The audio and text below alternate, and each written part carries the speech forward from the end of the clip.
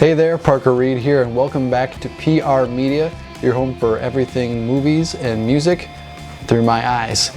And today we're going to be reviewing the new Taylor Swift record, Folklore. Folklore is Taylor Swift's 8th studio album and follows up 2019's Lover, just 11 months after the release of that record.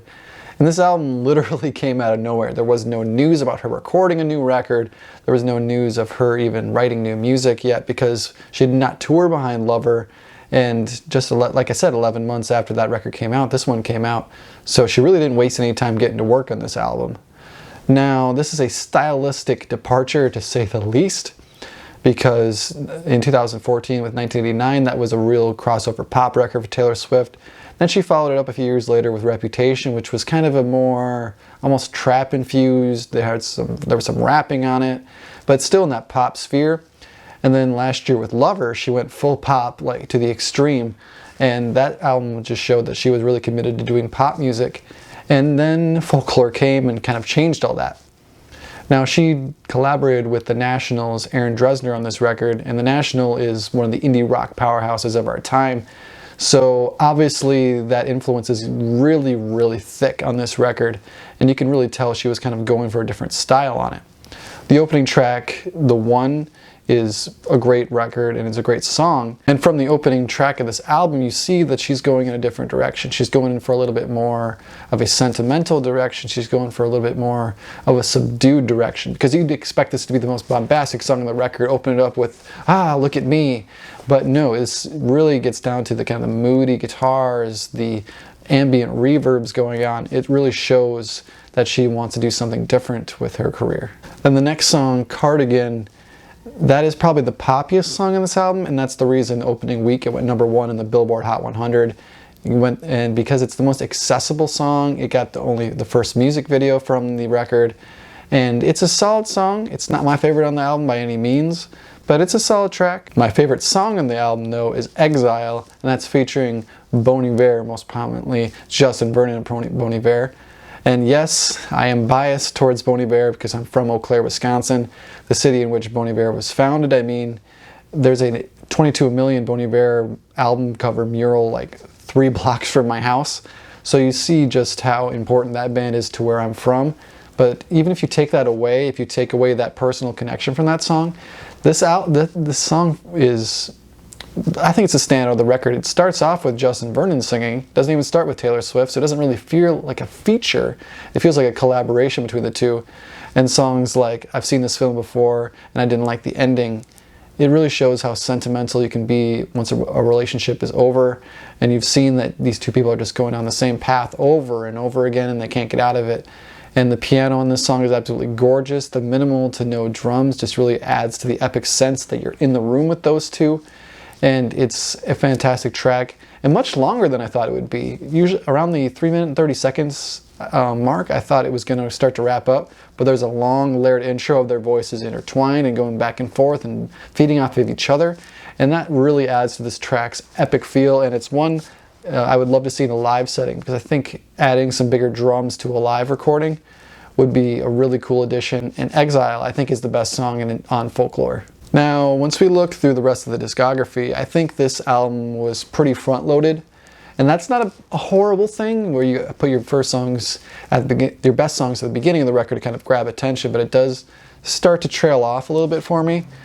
Songs like Mirror Ball, I think, are standouts still. The track that follows up, My Tears Ricochet, which is not one of my favorite songs on the record.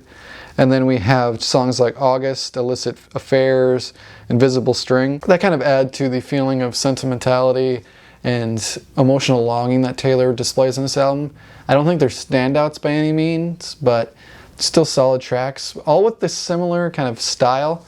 That's something I really wish Taylor would have kind of changed on this record, or altered a little bit, as the amount of stylings offered. That's something I think Lover really excelled at, was different types of songs, because this album is very moody, it's very sentimental, and maybe a pop track or two wouldn't have hurt it. It's not necessary, because you can see what she's going for.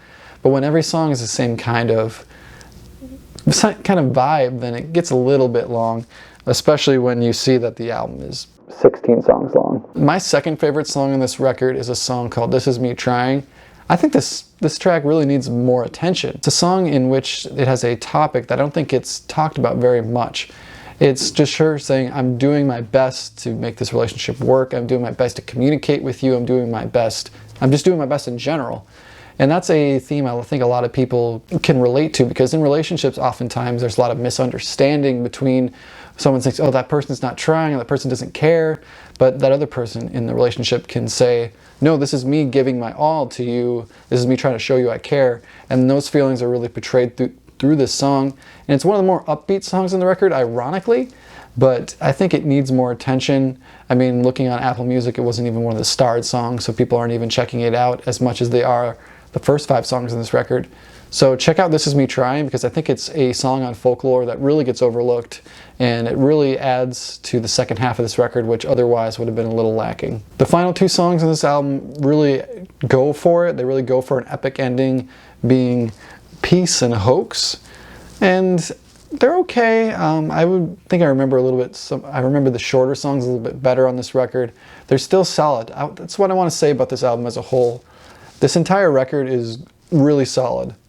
I don't think it's better than 1989 or maybe Fearless in her discography, but I do think it's a better album than Reputation. To compare this and Lover is comparing apples to oranges, in my opinion, because Lover is such a pop album and this is an indie pop record, so they're not even in the same classification. It would probably depend on what day. If it was a nice bright summer day, I'd probably want to jam Lover in my car, but if it's a nice moody Wisconsin kind of day, winter day, or if I've had a fight with a girlfriend or a friend or something, I would want to play this record because it really adds that feeling. And it gives it a hopeful feeling rather than just being depressing like some of the Nationals music, like Aaron Dresner does. But overall, I think this record is really solid. And it's a great listen. When it came out, the first 24 hours, I think I played it through twice.